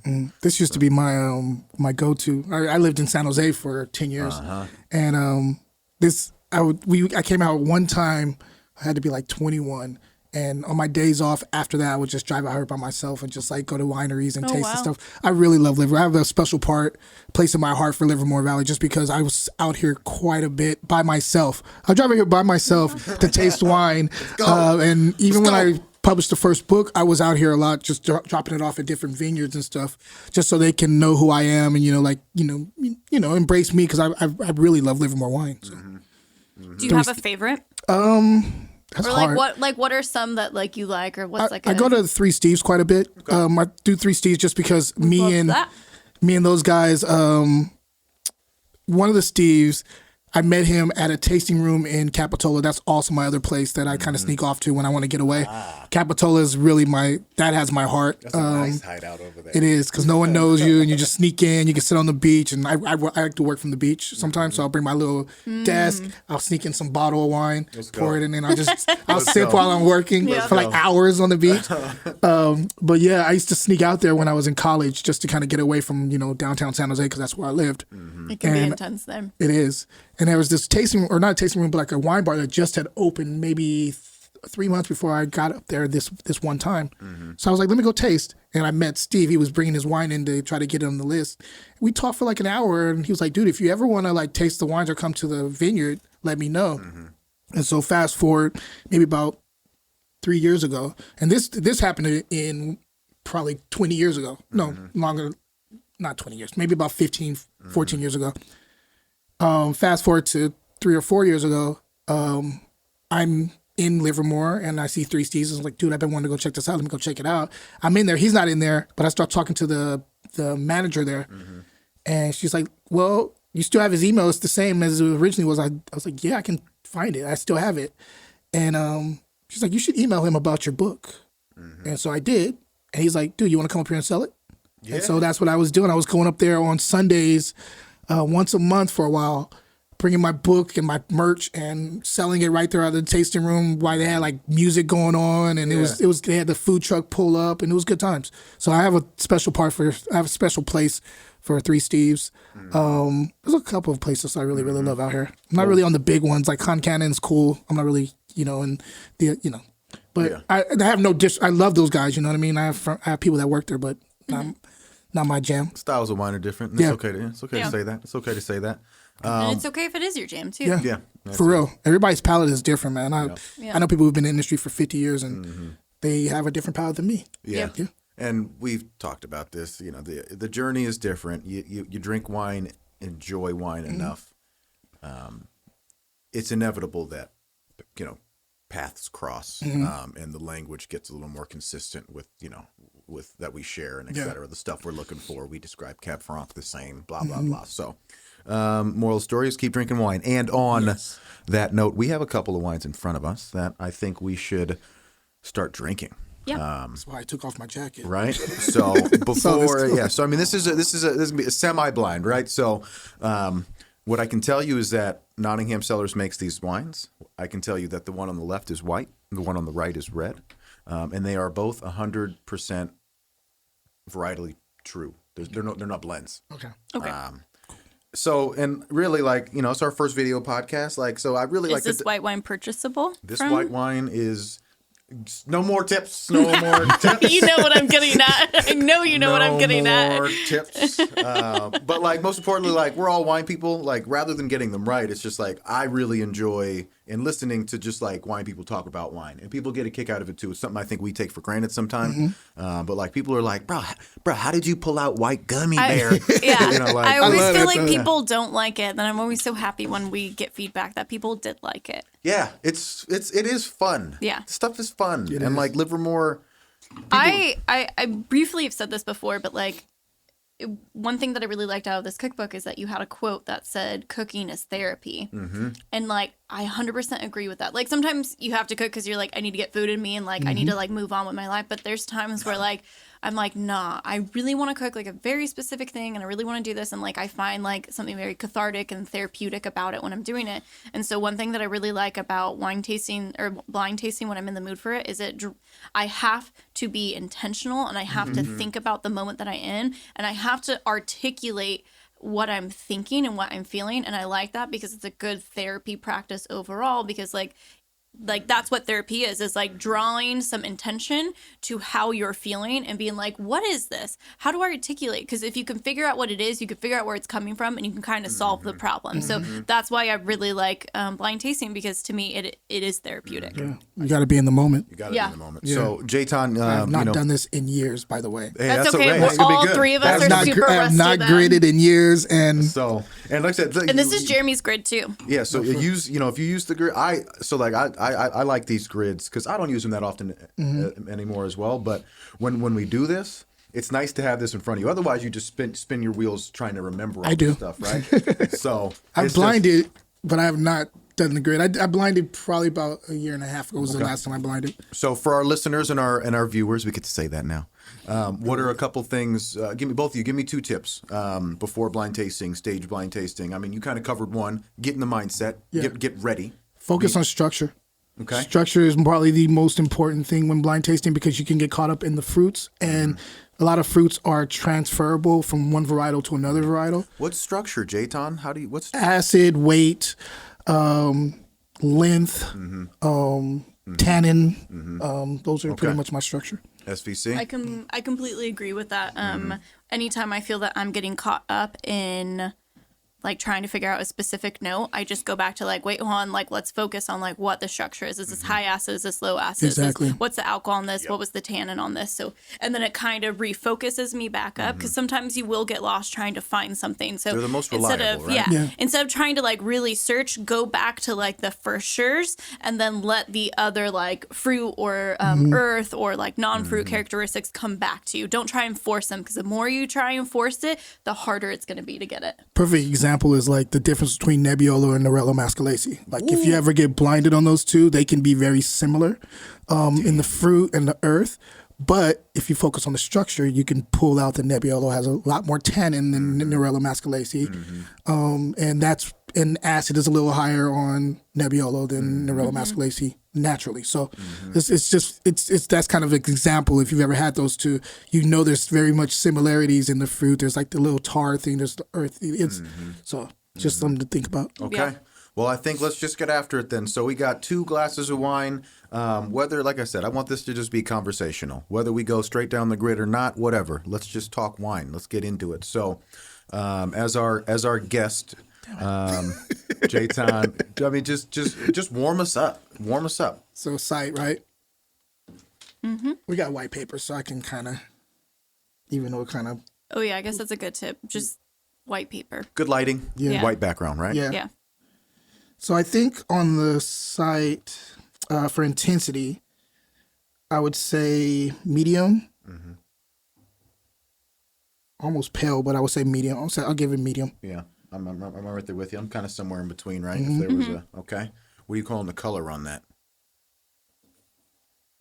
I get like a little neon blue, neon purple from all the really cool light fixtures. Yeah, it's just popping right out. This blue is like killing right now, dude. I think I know, right? It feels like yellow gold, right? Yeah. It feels. It looks like a youthful wine, maybe, right? Like, Definitely looks youthful.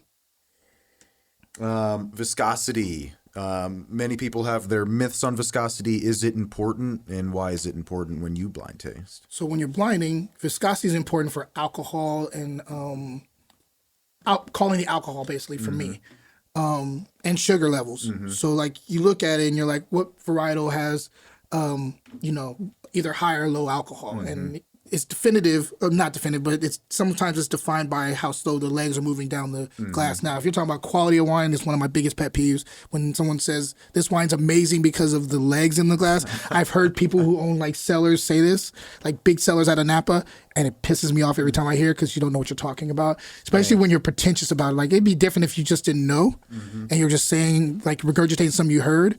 But some of these guys are so definitive about, like, no, this is a quality wine because the legs are so, like, defined in this glass. This is and I'm not like, a person. dude, like, who are you? can't Like, what are say you what talking about? So one leg that you can just talk about like that, and that's the leg from the Christmas Story.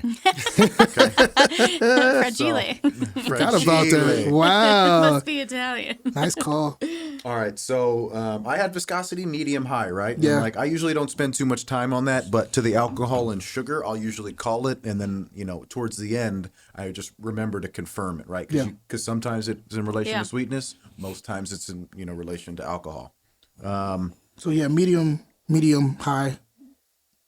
Looks about right. Man, okay, the nose I think is going to be easy. We're gonna have fun with this one. I mean, this is generous. The nose just. Never mind. What do you call in fruit condition, Savannah? I put tart ripe. I did too. I did too. There's very few times that like I have something like on the nose where I'm like it's just straight tart or it's just straight ripe. I mean that hasn't happened, but typically I'm always like within those two ranges.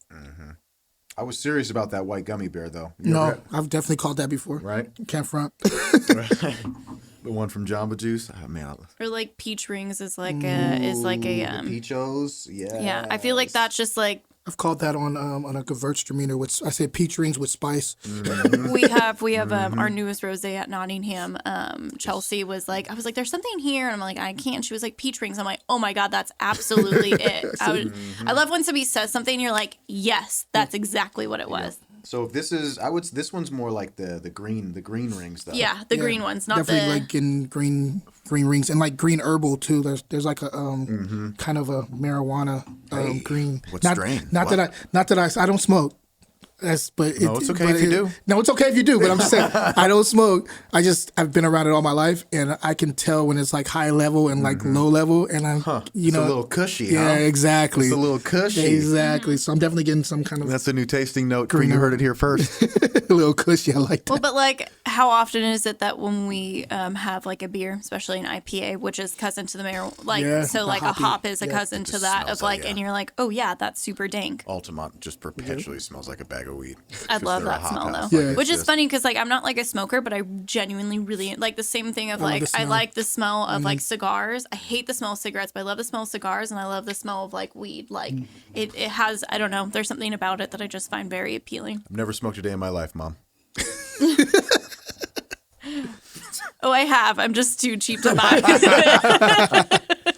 It's funny. I grew up around it so much that was the reason why I don't really. Yeah, it just doesn't. Not into it. Hit for you, right? Yeah. I think that's why I don't like the smell of cigarettes. My grandma used to be a big cigarette smoker, and I also would get car sick. I still get car sick, and so I would be in the back of seat of the car getting car sick, and she would be smoking like hotboxing. So every time I smell, so like there's that there's the learned it's like Pavlov's dog. So like now, anytime I smell cigarette smoke, I start immediately getting nauseous. Isn't that funny how like your brain can just do that? It ties those, like it connects those things. I'm getting you ever like fresh fennel, like the fronds? You ever like tickle your nose with the fronds? I get that like Asian peach. Yeah, I got the peach and lychee. Yeah, there you go. That's what's in there. A little bit of pear going on there too, like secondary. I like the like fresh herb call for sure. Like the herb on it is just so nice. It's just it's almost like garnishy, like that pointless garnish they'd always like you put on breakfast next to the orange, like that chervil kind of stuff. I'm very much so like I love like an intentional garnish of like something that's like kind of like on the intense side, and you just do like a little bit of it. I love that. Any traces of wood on this? You guys getting anything? Getting mostly stain. Like, I'm not getting a lot of wood. I get a little bit of like vanilla, but I'm not sure if like I'm tricking that between a like apple smell. You know, how sometimes when you smell apple, your brain immediately is like apple vanilla, apple cinnamon. Do you know what I mean? Yeah. I'm It's a brain trick. with you. It's got a lot of richness to it, but I think it's fruit richness, derivative more so than like a wood richness, right? Mm-hmm. So It's also like a pineapple thing too that I'm catching now. Definitely. Shout out Nakoa Pineapple Pizza here. Hates that. We don't stereotype, Jeremy. You're right. I didn't call it Hawaiian pizza, okay? Does anybody else get like a pininess on here? Yeah, 100%. I mean, yeah, right? So, Jayton, what is one varietal that this can't be? I don't think it's Chardonnay. Can't be Chardonnay. Savannah, what's one varietal that it just can't be? Doesn't stand a chance. I've been wrong on that before, though, just by the way. Toronto's. Go as furthest away as I can. I'm technically not wrong. She ain't wrong. No one's really But it was a growing cop-out. Toronto. Smart. I like that. That was genius. So for those now viewing, But sometimes that's a good thing. Like genuinely, like think about it. Like, what do you think? Like, it genuinely can't be. So like, It's definitely not pig pool. Are these all? Yeah. Are these all testable, Jeremy? These are, according to the court, or maybe not? I think the second one's more testable than this first one. Okay. So then, like, okay, what I'm gonna do right now is like, so a tip that I like to do when I'm blind tasting is I start writing out like all the varietals that like It could be. that would be testable or like that like it could be, and then I start crossing it out. So like I'll go like VO, then I'll go Toronto, and then I'll like do, while like, they're doing that, Sauvignon. so we're getting ready to introduce the palate. Honestly, the best way, the easiest way that I've been able to explain this to people is like we've all had that bowl of noodles, we've all had that bowl of top ramen where you start getting to the juice at the bottom and you're, Yeah. so like in that it's sloppy, it sounds sloppy, but like that. What's happening there is you're inviting oxygen into your palate, and then once it's in your palate, maybe not as violently, but like it's mouthwash, right? Like make sure you hit all the points of contact in your mouth, right? Like if you go just straight into the back, you're missing a whole lot. There are a whole lot of nerves and things that happen in your palate that need to be activated in order to judge what Savannah and Jayton mentioned in structure correctly. So slurp, make a little noise, be a little offensive in that, and throw it around. So what I have right here is I don't think this is Toronto's. I don't think this is Viognier. I'll say that. Part of me wants to say it's not Riesling just because I didn't get any petrol on it, but I've also said that before when it's been a Riesling. This So- is, to the Riesling nod though, particularly on the palate. There's Yeah, nice minerality definitely. I'm to catching. it, bruh. Yeah. And it's like lemon limey. On the nose, I wasn't catching this. Now on the palate, it does lean towards the Riesling. Interesting. But I'm not there yet. That was the first thing that popped in my head as soon as I tasted it. Okay, so Chardonnay, Torontes, Riesling, Viognier, Sauv Blanc. What other white wines that we might Semillon. Yeah, there you go. Semillon. Semillon, Chenin Blanc. There you go, Chenin Blanc. Chenin Blanc. I don't think this is. Is it a blend by any chance? Both 100%. Oh, yeah, okay. So I don't think this is Semillon, and I don't think this is Chenin. Okay. And yeah, just call them out as they kind of. I don't think this is Gewürztraminer either. No, not orange, not spicy. Also, it's not. Yeah, there's a higher acid thing that I get from Gewürz. So take me through a bit of the palate. Well, actually, we're kind of there. It's a lot juicier on the nose than it is on the palate. The palate's pretty. But the palate, I love. This has like really beautiful acid. Yeah. It's this super minerality on the beautiful. finish, like that Yeah. minerality is beautiful. I like the way it's like lining the sides of my mouth at the finish. Because I don't like when something like drags across like your entire mouth. I like when like there's like a speck of it somewhere in there, but doesn't drag and doesn't. You know what I mean? Reminds me of like great winemakers who are able to like place things a certain way on your palate. It feels like they're like ninja skills of like that is placement. that piece right there. That's that piece. So take me through the palate. Is this bone dry? Or is this just dry? I would say this is dry. Just dry? Yeah. Yeah. I'm leaning towards It's bone, not bone but, dry. but To me, this it's isn't bone dry. Yeah, this I is agree. dry. I'm gonna say that it's on the latter side of medium high. Like I always like I'm kind of scribbling in the right side of the box there. Got you. Yeah. I get no tannins, right? I mean, right? No. So we're no confirming skin. this is no stainless steel. Yeah, stainless steel. No skin. No oak. I don't really spend too much time on alcohol, particularly on a wine that I think is I'm New World. really bad at doing alcohol. I used to be really good. I don't know how I am now. Let me try my little trick. Hold on. Well, if you drink What's scotch, your little trick? Well, I used to sell tequila, so like for me, I was like that ruined like all perception of alcohol because when you're doing like 40%, like yeah.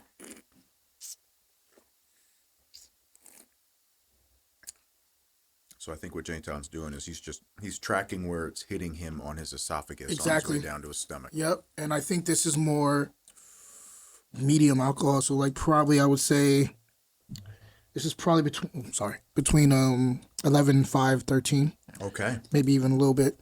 I feel like this is 13.5 to 15. I don't know. I think it's I think it's 13.5 to 14. Yeah, it's Like, kind of catching though right That now. I'm wasn't still my trying to catch it option right on now in my here? belly. That's my trick. It's like wherever it hits, it that's a finishes good up on one.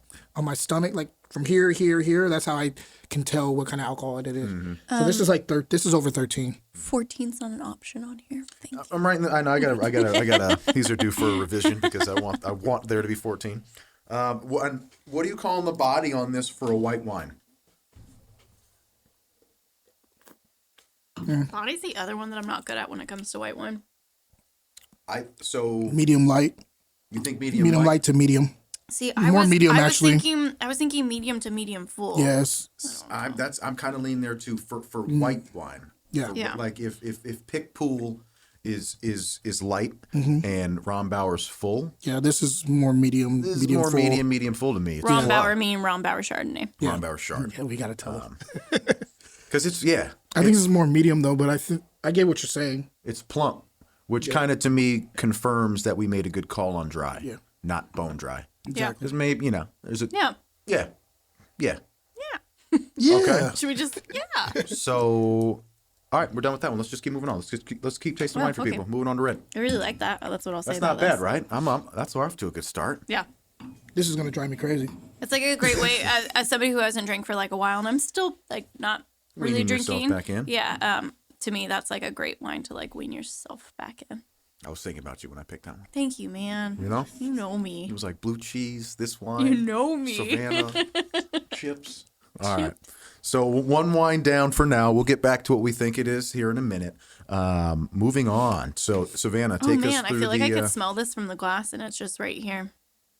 That's cool. Can you guys smell that? As far as intensity goes, I would say this is like medium to deep. Now it's not like full on like purple, like opaque, right? Where I'm like, I literally can't see anything underneath it. Like on this like kind of like outer side, I could still see some of this and I can still see my pen, but it's not completely clear where I could read everything behind me, right? So sometimes that's what's kind of like nice about having some writing is like you can be like, how deep is this? Yeah, so if you're ever in like when you're using a grid, folks, like we are now, if you're a fan of Madeline and her Wine Folly, like use everything in front of you, but like it is okay to color outside the lines. Like if you wanna say like I think this is a little bit deeper in the core, but kind of gradients out to a watery rim and ruby on like. Yeah. Say like describe, be very intentional and put more words than you need. To me, this is color wise. Can we have a little bit of blue lighting? But this is ruby to me. This is like a really, and like when it comes to red wines and colors, where I kind of get confused or like where I mess up is like garnet and ruby sometimes. And the reason why is because to me they're very close. But then when you were to actually like Google like a ruby, like a stone, and a garnet stone, and you compare them, you're kind of like, oh, like I see like the difference between the two. So like this to me is reading off like ruby. Which would also like lead us towards this is potentially a younger wine as well. And I think most importantly, if you're calling garnet, I think more so than calling what the color is, you are considering to yourself that there's at least age on this one, right? So Automatically takes you over to that camp. it takes you over could that camp. You smell have this to from think the about it. glass. Yeah. Viscosity is another one that like I don't like as much because it can mean other things. It can say more about the glass. It could say more about like how it was washed and cleaned. That's So a very good sometimes point. you have to like you as a group you kind of have to compare the viscosity and like compare each other's glasses because then that will tell you like a lot. Just by the looks of this, it's looking like it's starting off pretty teary, but then it's starting to kind of sheet together at the end. So I don't know. That can tell me a few things. But if somebody was, going to force me to choose, I would say that this is like medium to medium high. Yeah, and just a note to come back to it when it's relevant. Yeah. For Viscosity me, when is it comes not to always viscosity, relevant. I could Exactly. really only tell when it's like watery and when it's syrupy. And those are like the two extremes. Yeah.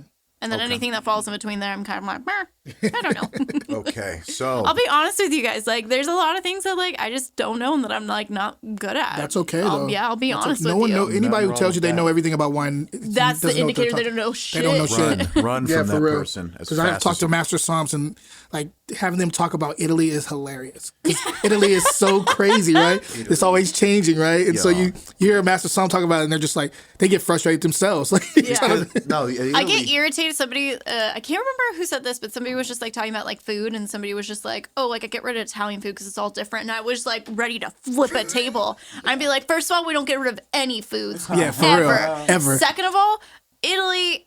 Like there's a lot of regionality. Like their food varies. Same thing of like their wine. Like you have a portion of Italy that literally thinks it's like they have German influence. Like Yeah. you don't know. Like Cottage. they're exactly like they're their own thing. So you're like they're using butter up there. You go to southern Italy, we're talking about olive oil and Yeah. pizza. So like it's one of those things of like how dare dare you? you? Yeah, for real. Italy, Italian food is my favorite anyway. So Italy. Yeah. I saw this love Italian crazy topographical map of Italy, Insane.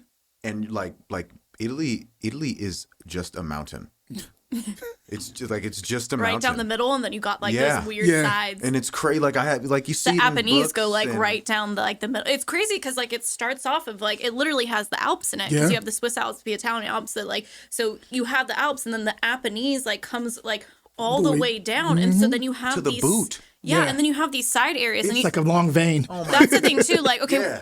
Yeah. Exactly. That's like a exactly long what it vein. is. And then you have the different sides. You have the Mediterranean side, which is different. And then you have Adriatic and Ionian. Like, there's so many different seas. So if you're saying that it's all the same, it shows how little you know about geography. No, for real. And food. Yeah. And wine. And food. Yep. That's why Italians And people. Yeah. That's why Italians How many are different names for so- Sangiovese? I mean, come on, like it's crazy over there. You got crazy varietals that no one knows about, like Ruque and Piedmont, and you're explaining it to people, and just like they're looking at you like, what the hell is this guy talking about? It's because Italian is that diverse. Like you have to understand it to be able to speak about it. You know what I mean? You A don't little bit. understand But you're never geography. gonna understand it all, though. You don't understand geography, food, or history if Yeah. like you think that because like also guys let's think about where the Italian peninsula is located. Like it's so close to like the history of Yeah. Italy with like Africa and like it's all like Sicily wasn't always a part of Italy, guys. Like that too. And Like I'm not going to go there because they're had- going to piss people off because Yeah. there's had a lot of some- African roots in Sicily, just so you know. they're and that's the dead truth of I it got too. Sicilian family, and Yeah. I'm like, you're black. Yeah, Yeah. that's exactly. I had a best friend that I used to play basketball with. We played, varsity in high school or whatever. And then Ray Cardinale, one of the best people I've ever met, like just really solid the earth type of dude. He's full Sicilian, his family is, right? And the whole time I thought he was mixed. I did not know, right? And his mom invites me to the house, so I go over there and we're talking, and his grandfather was over there, and they're just talking about Sicily and all this stuff, and I'm like, but Ray, if you look at him, he looks mixed because he's like kind of olive complected, but then he has the curly hair like a mixed kid. And I kept on, like, we went to his room after talking to his family, and I said, bro, like, you're not mixed. He's like, no, I'm Sicilian. I was like, bruh. And then so when I got in college, You're like, we it need to hit. understand the history of Sicily. I'm a history person, Yeah. right? I love history. It's one of the reasons why I love wine so much. Yeah. And so I remember, like, when I got in college, it always was in the back of my mind. And then I realized that the Moors had conquered Yes. Sicily Yep. for a certain amount of time. And I was like, aha. You know your shit. You know your shit. I wasn't gonna bring the Moors up. You know your shit. Though. Moors conquered. I was like, aha. And I told him, he was like, yeah, I read about that too, but we don't talk about it in the family. I was like, okay. Yeah. Don't bring it up around my grandpa. Northern Italians and Southern Italians look different. They sure do. That's just a straight fact. Yeah.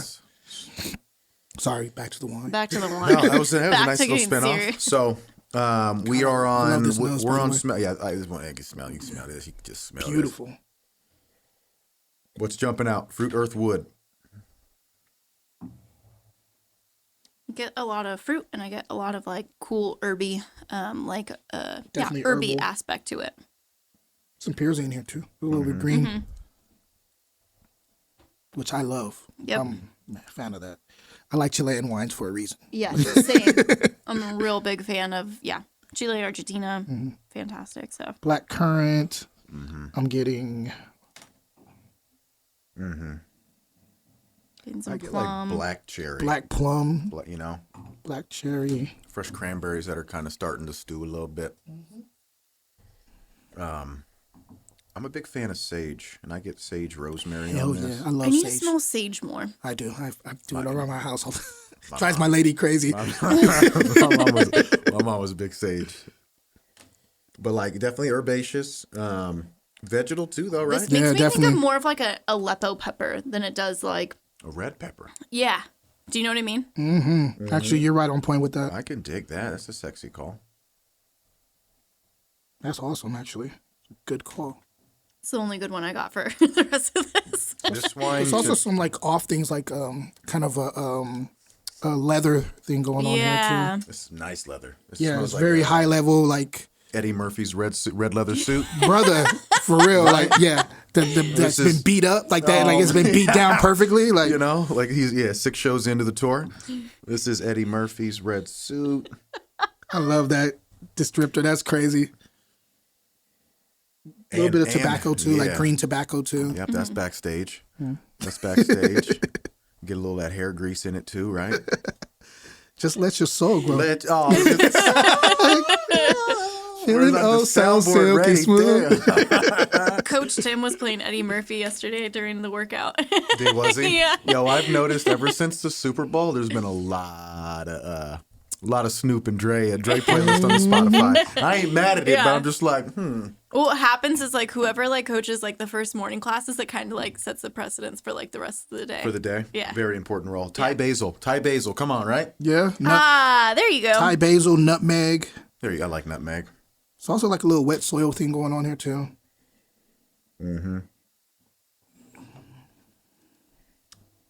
There's I guess- is it potpourri or is it more so like It's quite a bit of tertiary going on here. there's something I'm trying to figure it out. It's like, I mean, I could dig the potpourri. Like it. I don't know if it's a dried flower, like if it's a potpourri, some or if dried it's more of a floral. Like licorice. dirty dry flowers actually sounds. Yeah. Yeah. I like dirty dried flowers. Yeah. You know what? And this is the first time, and I've always wondered, this is dried lavender to me. Mm-hmm. I've always go. seen that note, and I've never gotten it before. And I've always been like, I wonder when I'm going to like smell a wine and smell dried lavender. You're this very is much on dried point. lavender. You're very much on point about that. Thank you. Wow, secondary I need you though. to just like This give is- me like pep talks throughout the day. I'm going to call you more. No, I love this kind of this is what I do. Like I love this right here. Other than the gritting part, like they're actually just sitting here and just dialing it down is Talking about it, yeah. Well, yeah. So, all right. So we pick good wines because there's a lot to talk about. there is a little bit like when you swirl, there is a little bit of a black licorice thing too coming up. Right? Yeah. Kitchen. My great grandma's place, my grandma would at my great grandma's place would have like a glass jar of dried licorice and like red licorice, and I remember I would like open them up and smell them. I've been smelling things for a long time now. That was my thing. That's how I. Yeah. This to me, you mentioned Aleppo, which I love. This to me also smells a This lot would be really like- good with enchiladas, like a mole sauce. I just put Spanish Guys, food, let's go get Latino food, enchiladas. Bruh, for real, this is it right here. like posada. But it smells like poblano after you charred it and peeled the skin. Yeah. Yeah, exactly. Yes. You know why? Because this has like a lot of pepper, but then it has like a smell that would make you think kind of like sweet, and so that's why like my mind goes to Right. like mole. You know what I mean? So are I we want to New call World this off the Old nose, but I'm gonna wait till I taste Right. it. All right. Ooh, Let's I get love into a structure. Let's confident get there. Let's get there because we do got to. We're coming to a wrap. So here we go. Sorry.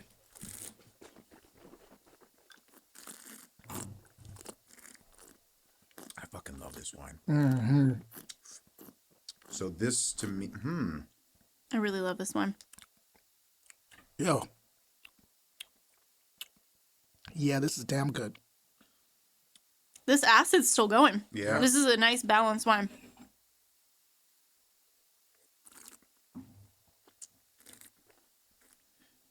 So I've never had the combination, but I want to.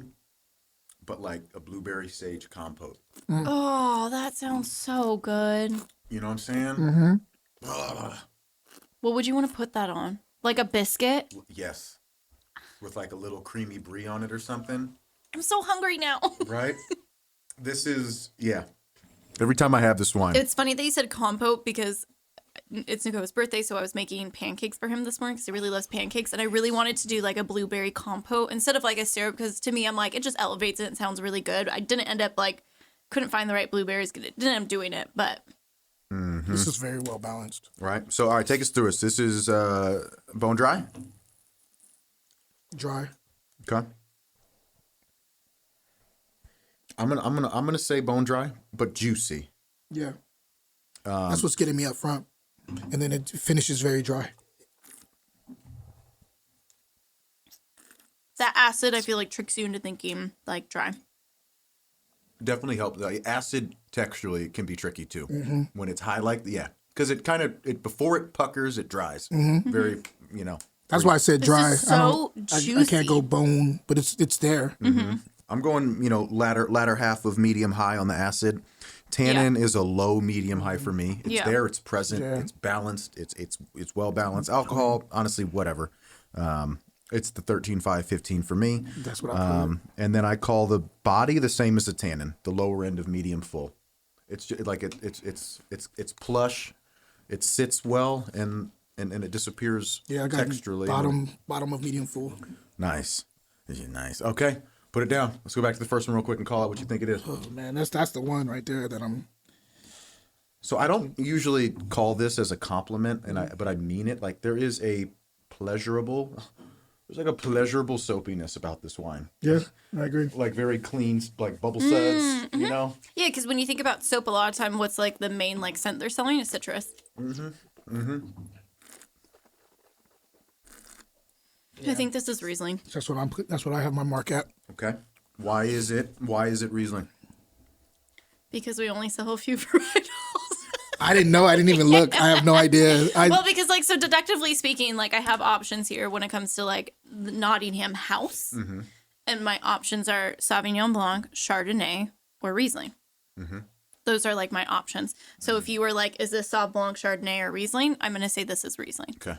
Out of those three. This totally goes back to structure for me. I'm going with Riesling too. Okay. And the reason I called it Riesling is because the structure-wise, acid is different. I've just read this book about acid, how different grapes have a different way acid hits your palate. Mm-hmm. And with Riesling, for whatever reason, it's very linear. So it's it hits your palate and it's straight lined. It's it explodes immediately when it hits your palate, and then it goes down your palate in straight lines for me.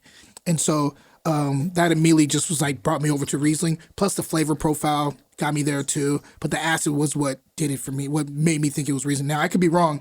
Again, I haven't done this in a long time, but it attacks like a Riesling. No, I think you're 100% right, especially going back, trying it again.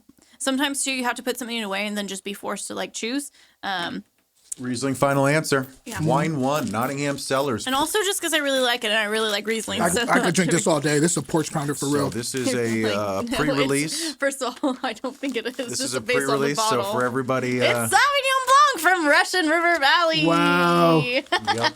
So this is going to be a part of our May release coming out with our first Monte Rosso Zinfandel. Wow, so I got to try it. Yeah. I left it open, but it was not the one that I went with. It was, and Riesling, I would call Riesling first too. I would call Riesling first too, because it's not. It reminds me a lot of our Jayton, our previous Sauv Blanc before this was also very. I don't have to look back because it's the first time I've ever had aromatic, it. and it was very new. We all enjoyed it, but blind taste, it doesn't throw Sauv Blanc just right out the nose. It's a little more juicy too. And we're experimenting with a new strain of yeast, which I can't. Whatever. I'm not. That's the winemaker. Got you. But it brings out the tropical notes, particularly in these wines, right? That's where I was catching that. That feels and tastes like pineapple. Riesling. Pineapple. That I feels love and that. tastes like Riesling a little bit. But going back to something where you're like, is it what I think it is? No, but is it still hella good? Yeah. Oh, it's delicious. No, this is delicious. Yeah. So that's from Notre Vue, Russian River. You know what it does taste like, though? It does taste like Russian River to me. Yeah. You know what I'm saying? Yeah. So Wine 2. Sorry, Let's keep like moving. yellow. Let's keep moving. That is awesome wine. Show it to the camera one time for the one time. For the one time. That'll be in your May release there, folks. Very tasty. Very tasty. I love how you wouldn't announce whether I could, because I knew that was going to be a big indicator. Right. Shall What is this one? I think it's Cap Franc. Franc. Yeah, me too. All right. All right. That's exactly what I thought. That Cap Franc is Yep. nice, bud. Yup. You got it? Yep, we got it.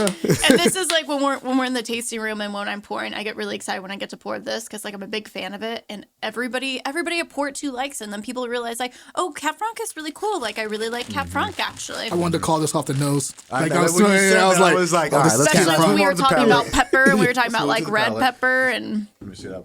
So, obviously, yeah, right. We had the Cap Franc tasting yesterday. To me, this was the wine of the night.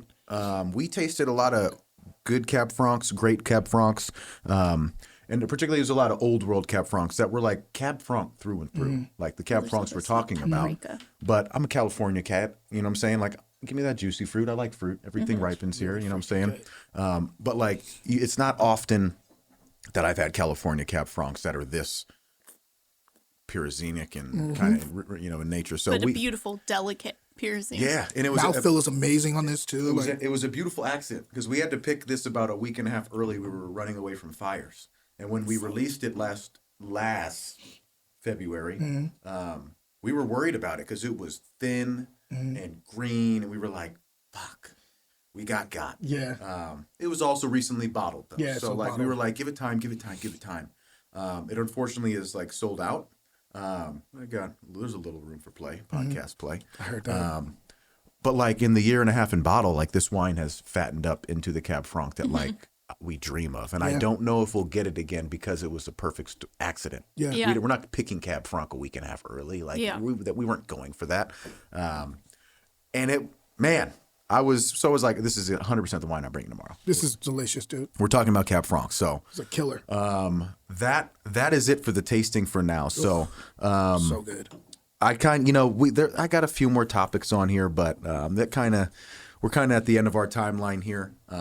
This was fun. I can't wait to see. I love us. when we feel like we can keep talking more. That's Right, when like you know yeah. it's good. So we'll have to have you back on. Oh, I'll definitely come back. J-Tom, we got to have you here in the Livermore Valley more often. We desperately want more of this industry love. We feed off this. We're gonna go and have great weeks and great days because of this. So Appreciate you guys. we appreciate appreciate you. Thank you so much for inviting me. Heck yeah. Yeah. Really. So one more time, tell us how we can, where we can follow you, how we can follow Best way is probably going to my Instagram, which is Jayton Gunter, JATONGUNTER, all one word.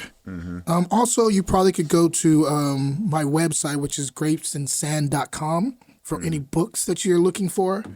Again, we will be dropping this It's a Vibe cookbook. I cannot wait till this drops on Friday. So it'll be available for buying, but we're kind of almost sold out. So hurry up and grab it. All right. And other than that, just check me out. A new question. Why should we follow you, Jayton? For anything having to do with wine, creativity, and books. All right. Yeah. All right. And gear. I have a And lot of gear. wine influenced gear, The inspired best is gear. yet to come. So, as someone who has enjoyed following you, particularly in this pandemic, I'm not going to sit here and pretend like you're a new wine geek that I'm enjoy following. I love the passion. I love the consistency. Like I mentioned, as someone who produces things as well, 140 plus episodes is mad respect. Thank you, boss. Mad respect. So keep it up. Keep adding value to this industry in the capacity that you are. I am thrilled to be blackened in this industry more than ever right now. So it is good to be sitting in the room with a little more color. Savannah's a soul sister. So Soul sister. she's got it as well. I love Savannah, man. You guys are wonderful. sweet. Right? For real, I had So, such a good time. Savannah, send us out, would you? Absolutely, guys. Remember, follow us on Instagram. Listen to us here on Spotify or wherever you listen to podcasts, anywhere. Remember to be kind to one another. Reach out, be kind, listen to one another. It'll be a better place if you do. All right, guys. We'll see you later. Cheers, guys. Bye. I love the Bob Marley. Yes, I am. Holy Mount Zion. When Nakoa and I first met, I like got into reggae then, so then you had to like go back to the OG like roots and like listen to like Bob Marley. So like during that time, I was like